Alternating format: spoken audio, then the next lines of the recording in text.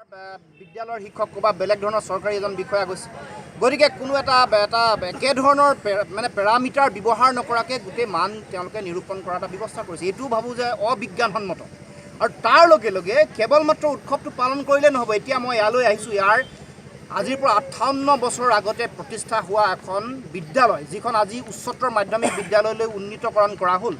কিন্তু এই কাৰ্বি আংলঙৰ নিচিনা এখন দুৰ্গম পাৰ্বত্য জিলা, শিক্ষা নোপোৱা জিলাখনৰ আজিলৈকে 58 বছৰ পুৰণা এখন বিদ্যালয়ৰ মাধ্যমিক শিক্ষাৰ দুটা স্তৰ, উচ্চ মাধ্যমিক আৰু উচ্চতৰ মাধ্যমিক, আজিলৈকে চৰকাৰীকৰণ হোৱা নাই। ইয়াত প্ৰয়োজনীয় শিক্ষক শিক্ষয়িত্ৰীৰ ব্যৱস্থা আজিলৈকে দিয়া নাই।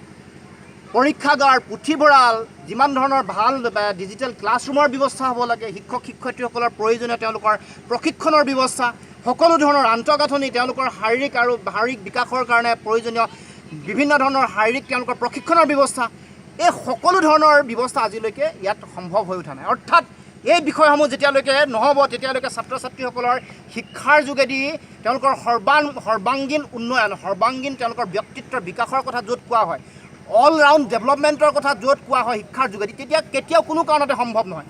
আৰু চৰকাৰে অতি শীঘ্ৰে বিশেষকৈ চৰকাৰী মাধ্যমৰ বিদ্যালয় আৰু মাতৃভাষাৰ মাধ্যমৰ বিদ্যালয়ৰ ভৱিষ্যত সুৰক্ষিত কৰিব লাগে, ইয়াৰ জয়যাত্ৰা অব্যাহত ৰাখিব লাগে আৰু ইয়াক পৰিকল্পিত ৰূপত গঢ়ি তুলিব লাগে।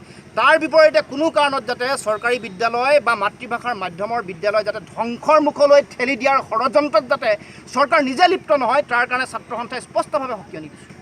আৰু সেইকাৰণে অনাগত দিনত অসমৰ সকলো স্তৰৰ প্ৰাথমিক পৰ্যায়ৰ পৰা বিশ্ববিদ্যালয় পৰ্যায়লৈকে চৰকাৰী শিক্ষা ব্যৱস্থাৰ জয়যাত্ৰা অব্যাহত ৰাখিবৰ কাৰণে য'ত আমাৰ ছাত্ৰ ছাত্ৰীসকলে নিজৰ মাতৃভাষা ভালকৈ শিকাৰ উপৰিও ইংৰাজী সলকৈ ক'ব আৰু লিখিব পৰাৰ যাতে ব্যৱস্থা আৰু সকলো ধৰণৰ আধুনিক শিক্ষাৰ যাতে তেওঁলোকে সুবিধা পায়, সকলো ধৰণৰ সেই আধুনিক শিক্ষা, ডিজিটেল ক্লাছৰুমত পঢ়ি উন্নত পৰীক্ষাগাৰৰ ব্যৱস্থা, ডিজিটেল পুথিভঁৰালত পঢ়ি তেওঁলোকৰ পৃথিৱীৰ বিভিন্ন বিশ্বৰ জ্ঞান অৰ্জন কৰাৰ ব্যৱস্থা, সেই ব্যৱস্থা চৰকাৰে যিদিনাখনে দিব পাৰিব, সেইদিনাখনহে স্বৰূপাৰ্থত গুণোৎসৱৰ অৰ্থ, ইয়াৰ মূল্য প্ৰকৃত অৰ্থ নিৰূপণ হ'ব।